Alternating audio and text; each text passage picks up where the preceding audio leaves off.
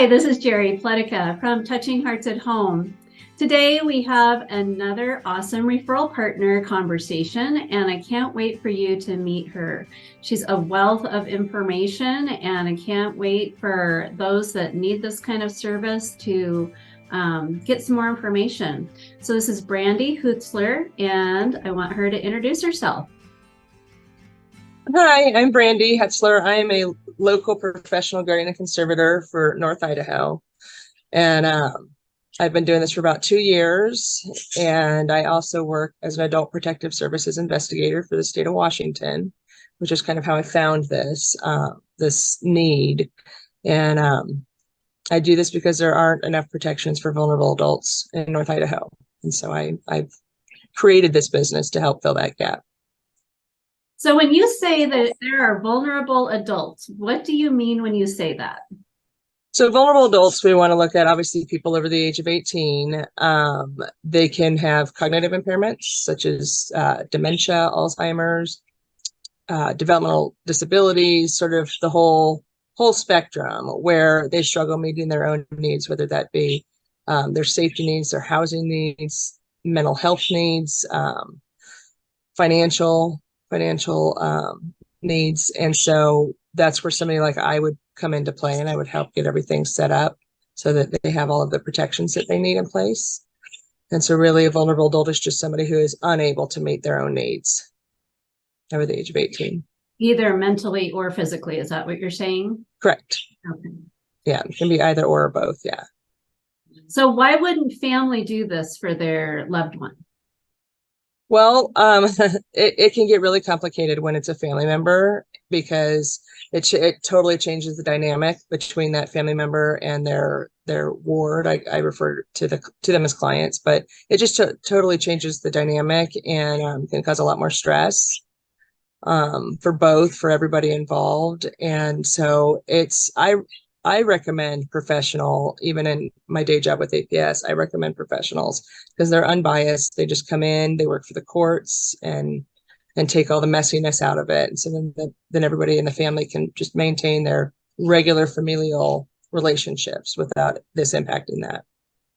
So when you say messiness, can you explain maybe one story or one understanding? Because I'm not quite clear on what you mean by that. Sure. So you have somebody that is declining in health, needs to go into a facility. You have family members that want an inheritance is what a good one. And so they will try to keep the vulnerable adult in their home so that the home doesn't get sold to pay for care services, or facilities.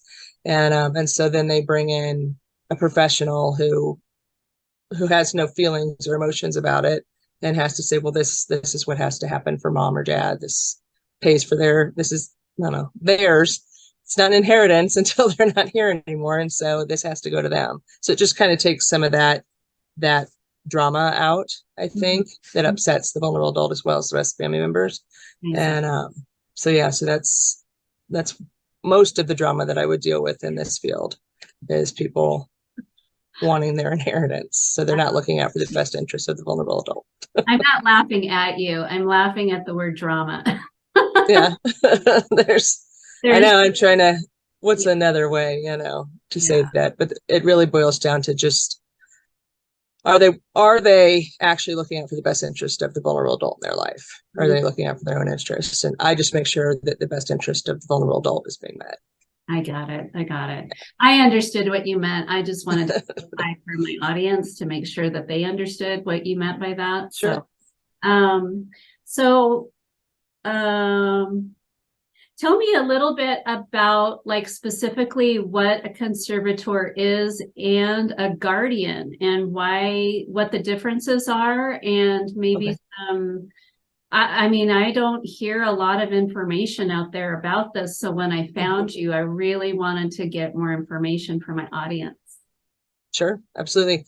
So conservatorships are financial. That's the financial piece. So if somebody needs, they're struggling to pay their bills, they're being financially exploited by somebody. Like I've had clients that were taken to the bank and thousands of dollars withdrawn before I came on.